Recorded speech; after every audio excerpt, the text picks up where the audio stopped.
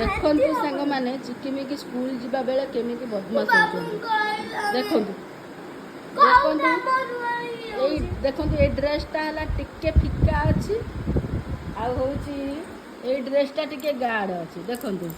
ସେଇଥିପାଇଁ ଏ ଡ୍ରେସ୍ ପାଇଁ ଦୁଇ ଜଣଙ୍କର ସବୁବେଳେ ଏଇ ଗୋଟିଏ ଡ୍ରେସ୍ ଇଏ କହୁଛି ମୁଁ ପିନ୍ଧିବି ସିଏ କହୁଛି ମୁଁ ପିନ୍ଧିବି ତୁ 3 ଦିନ ପିନ୍ଧୁଛୁ ମୁଁ ବି କାଲି 3 ଦିନ ପିନ୍ଧିବି। ହଁ ମୁଁ ମନା କରୁଛି କି ତୁ ଆଗେ ପିନ୍ଧିଲୁ